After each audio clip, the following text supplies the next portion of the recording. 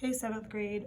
Okay, so we have a little bit of a jump in our chapter, 6-3, and a couple of the other lessons are requiring you to have like protractors and stuff like that. So I'm going to go ahead and skip them because I can't require that all of you have a protractor, especially since when you brought them to school for your supply list, I ended up putting them in my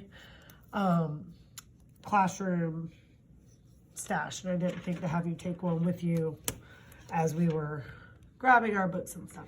So what we're going to do is we're going to skip that and we can come back to it when we come back to school. So I'm going to go ahead and finish the lesson. We'll just do the best we can on this lesson.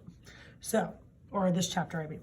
So 6-8 is all about angles, lines, and transversals. We're going to talk about what those are. Okay. When we have lines in geometry, we always, or shapes or anything, we always have what's called angles, okay? So on page 346, I'm so sorry, I cannot speak today, so I'm going to try my best. All right, they have transversal is here highlighted on the first page. A transversal is a line that intersects two or more lines at different points. Intersects two or more lines at different points. So they even give you an example. I can't tell what's in the picture, but they have, I'm going to use my straight edge so it looks right. This line is kind of like slanted like this. And then they have like two parallel lines here.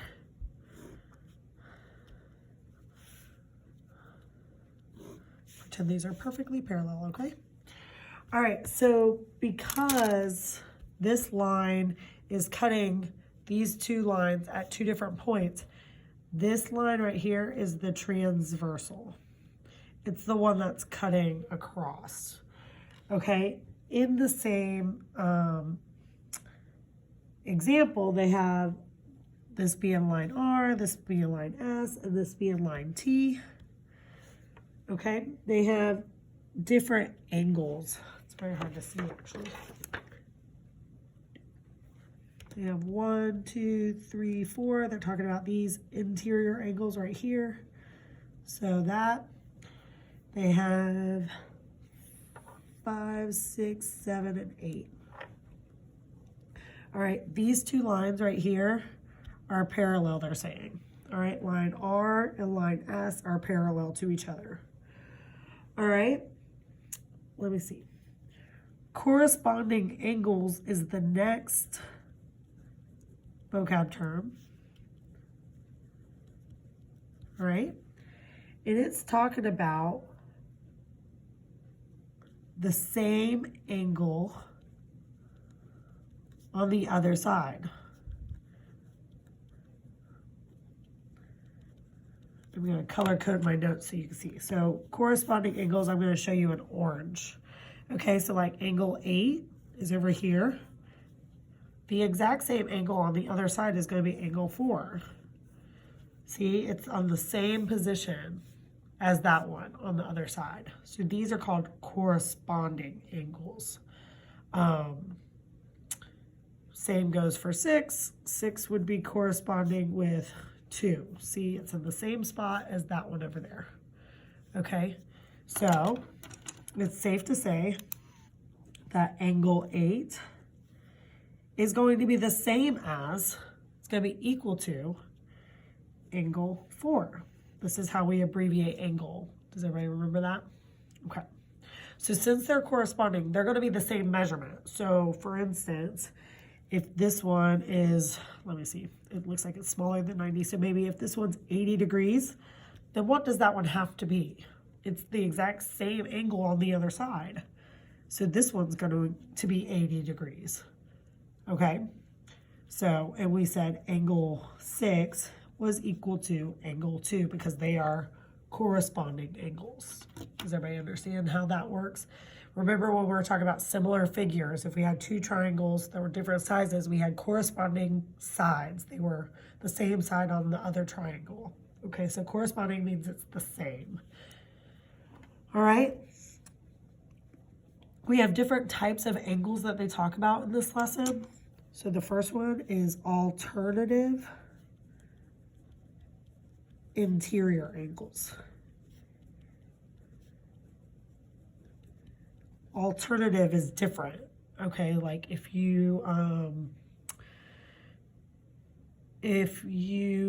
are, oh, maybe if you're a vegetarian, maybe you don't eat chicken. So an alternative would be vegan chicken or maybe tofu. It's an alternative. It's something different than the normal or than the original, okay? So an alternative, this means different.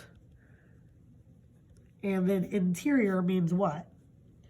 Inside, right? All right, so they're alternative interior angles. The definition tells us these are congruent. Who remembers what congruent means? We just had that in another lesson. Congruent means they are equal. Remember I told you they're going to use all these fancy words in geometry, and we've had tons of words that mean equal, and congruent is one of them. So I'm going to show you alternative interior angles with my light green, okay? So on the inside, we have alternative interior. So that's going to be angle 6 is an interior angle. It's on the inside of the two lines, okay? Inside the two lines, not on the outside. They can't be over here.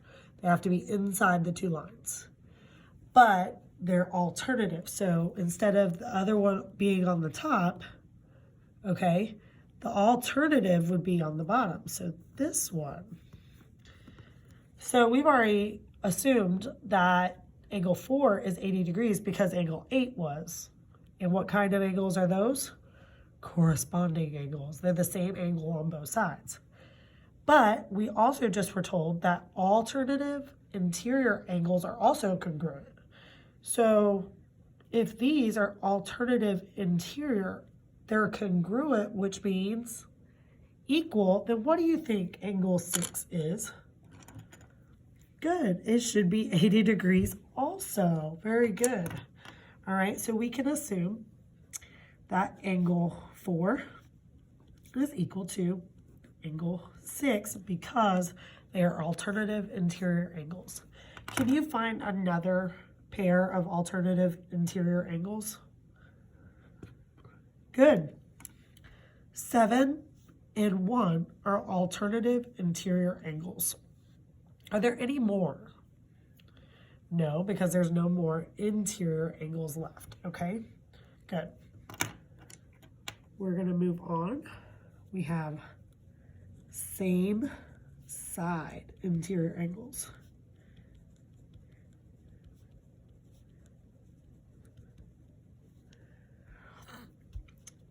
In this same side interior angles, here when we were talking about alternative interior angles, we were talking about the one alternate from that one.